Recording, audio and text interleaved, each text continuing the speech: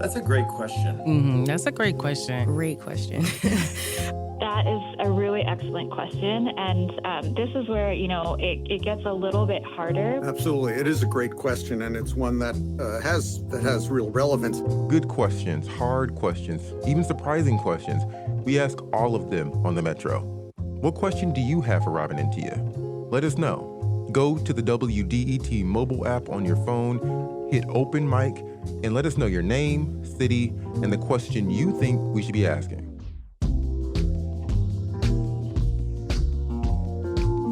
Welcome back to the Metro on WDET, Detroit Public Radio.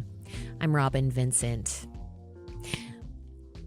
There are many faces of housing insecurity and homelessness. Sleeping in cars or cramped spaces, the constant fear of eviction or exhausting frequent moves. It's an issue hitting young people especially hard. Nationwide, kids under the age of 18 experienced the largest increase in homelessness from 2023 to 2024. In Michigan, more than 35,000 students experienced homelessness last school year. But research suggests those numbers are much higher. In other words, the problem can be dangerously invisible. Detroit Phoenix Center has been working to address this quiet crisis. It provides housing for young people and services and support to help break the cycle of poverty. Now, the center is taking some of these services on the road with a mobile unit. The brightly painted RV offers a place for kids to hang out, shower, snack, and even play video games. To discuss how this can make a dent in youth homelessness and housing insecurity, Courtney Smith is on the line. She leads the Detroit Phoenix Center. Courtney, welcome to the program. Thank you so much for having me. So, Courtney, as I mentioned at the top, kids under the age of 18 experienced the largest increase in homelessness in the last year, and that's according to a nationwide count. Before we discuss what you're doing with the new mobile unit, could you talk about what you're seeing locally at the Detroit Phoenix Center in terms of need? Yes, I would definitely say that youth homelessness has definitely become more visible. It's become a lot more urgent and a lot more complex. Over the last several years, we've seen several factors that have intensified the crisis.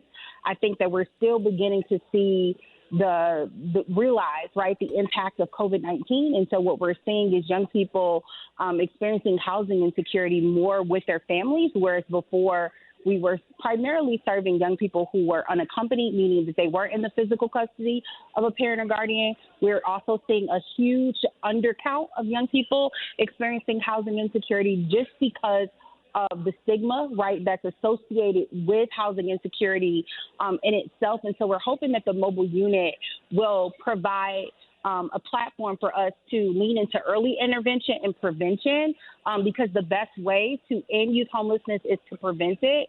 So we're removing that stigma so that when young people come and access food, they may be accessing clothing. They just need a safe space to hang out. That may be an early indicator that they may have some type of insecurity in their home and that we can prevent it.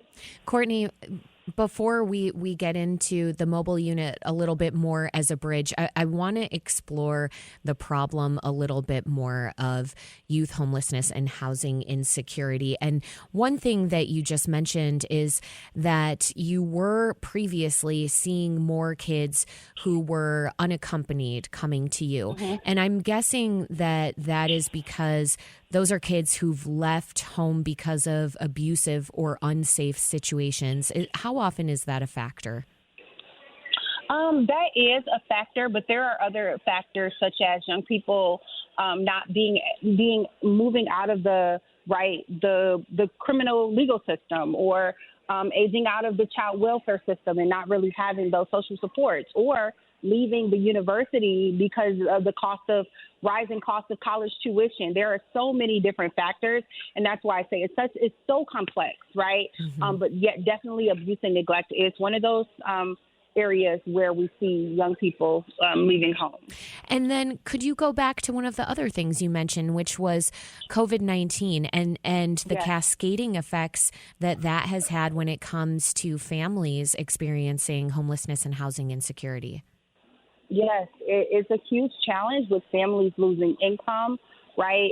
Many folks right now are struggling with their mental health. And so, as we know, if you're not in a great mental space, it's hard to be productive, right? And so not being able to function daily, and there being a great stigma there.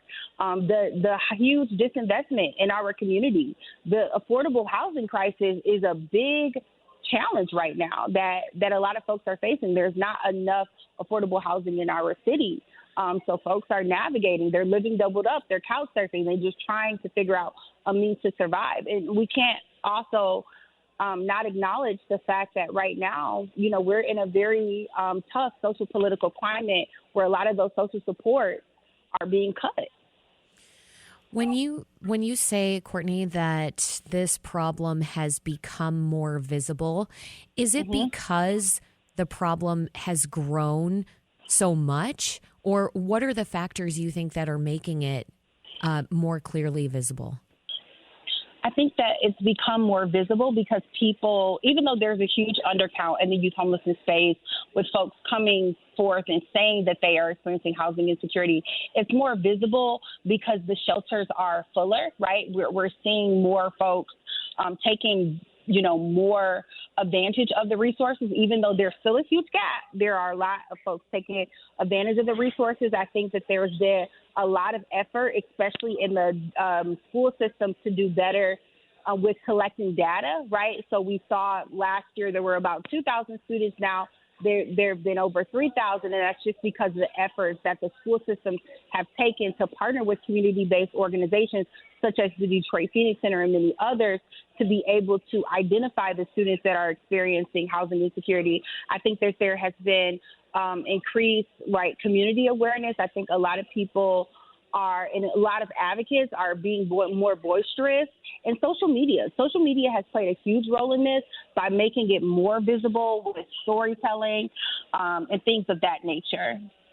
Would you say that the tragedy of the two children who froze to death in the car parked in the casino garage here in Detroit, what kind of effects and impacts did you see at the Detroit Phoenix Center from that? I would certainly say that tragedy, which shouldn't have happened, have definitely sparked a huge conversation, and it moved more efforts within the city and then within our system. So the conversations that we're having right now is how can we not operate in silos? How can we ensure that another child, that we're not losing any children? One child, two child is too many, but that we're not losing any children to a crisis such as youth homelessness. So that's the conversation that we're having. How can we work together to be solution-oriented to prevent tragedies like that from ever occurring? It really did usher the situation of homelessness that families and children are experiencing. It ushered it into the spotlight more. I do want to make a slight correction, though. The two children who appeared to have frozen to death while living in a van in Detroit, they actually died of carbon monoxide poisoning. Yes. But, which is complex in itself, right? Yes. Yeah, and talking about working with schools right now in order to help families to get the resources they need. Could you talk a little bit about that? Because that's a conversation that also came up in the wake of those children's death, and that is, what if their mom had known that she could have gone to the school and that she could have tapped into the resources through her kids' schools? Can you talk about the broken chains of communication right now when it comes to parents who are in need and their what they know to be available to them? I would certainly say that there is, a gap when it comes to awareness of resources that are available within the school system. Children that are experiencing housing insecurity are under a protected class, such as the McKinney-Vento. But I would say that we work very closely with the DPSCD school system, and they have been working really hard to bridge that gap in communication, again, by working with community organizations and making sure that parents are aware. But of course, we can't do this work alone. We need everyone. So whoever is listening to this conversation, just making sure that we are sharing that every school has a point of contact for if a family is experiencing housing insecurity. Every district, right, should have a department that's dedicated, right, to advocating for the needs of children and youth that are experiencing housing insecurity and partnering with parents to share the resources that are available to them under the McKinney-Vento Act. We're talking about youth homelessness and housing insecurity and a new mobile unit meeting young people where they are. Our guest is Courtney Smith of the Detroit Phoenix Center. Courtney, now let's talk about this mobile unit itself, because of course for kids who are experiencing stress, who are dealing with some really serious things like housing insecurity or homelessness, it sounds nice for them to be able to play video games or have a safe place to eat. But I realize this mobile unit aims to do a lot more than that. Talk about that. Yes, and so essentially what we're aiming to do with this 40-foot RV that's equipped with a kitchenette, with pantry shelf space, video games, programming space.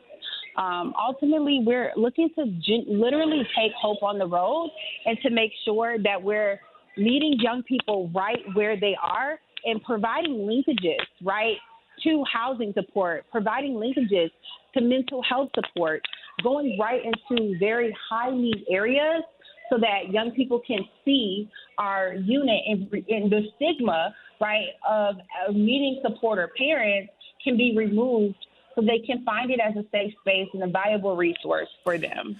Courtney, so you're using this as a bridge, a way to connect with young people who might not otherwise seek help. Could you tell me, though, what does that outreach look like in terms of, let's say, where you take the RV and how you're communicating with young people? Absolutely. And so we're looking to operate, right, 3 to 5 days a week across different high need areas in Detroit, right, including both scheduled stops and pop-up activation. Our goal is to really build a consistent presence in hotspots that are known, right, for young people to congregate, young people that are actively experiencing youth homelessness, but then young people who may be in housing or food insecure, and while also responding right to those needs that may be emerging. So our goal right now is we're aligning with our school partners, we're aligning with libraries, we're talking with local recreation centers and grassroots organizations to ensure that we are positioned in those areas where young people are so that they can receive our services. Courtney, we've seen the success of other mobile units in the city that are meeting people where they're at in terms of providing healthcare, for example. And we know Detroit lacks good mass transit, and there's a high concentration of poverty here. Could you briefly talk about the value in having mobile units like this in a city like Detroit that's facing these problems of poverty and transportation? Absolutely. You literally hit the nail on the head, right? We are bridging a gap by removing the barrier that a young person would need to come directly to us, because there is a huge gap in our transit system. And so a lot of young people may not even have, right, the funds or the support system to be able to get to where they are. And sometimes the buses are not as reliable, right? And so being able to take the services directly, right, to those in need is paramount right now. Courtney Smith is the CEO of the Detroit Phoenix Center. It provides housing and services for vulnerable young people, including a new mobile unit. Courtney, thank you so much for joining us on the Metro. Thank you so much for having me.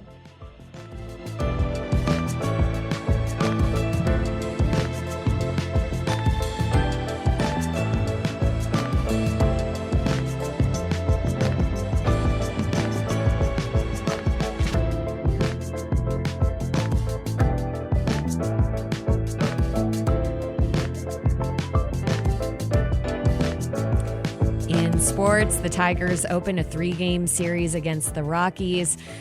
Colorado has the worst record in Major League Baseball. We'll see how that one goes. And the Red Wings will have the 13th overall pick in this year's NHL draft. They moved down one spot in the draft lottery after finishing with the 12th worst record in the league this season. I'm Robin Vincent. Thanks so much for listening today on the Metro. We'll talk tomorrow.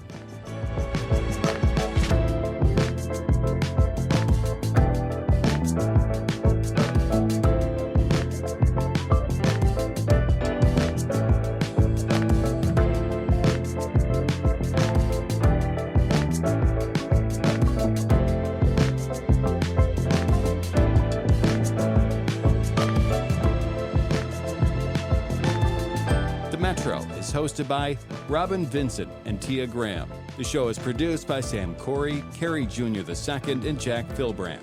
Our senior producer is David Lyons. Our engineer is Nate Bender. Music and creative audio production by Sam Bobian. The Metro is a production of WDET, a listener-supported service of Wayne State University. This is 1019 WDET-FM, Detroit Public Radio, your connection to news, music, and conversation.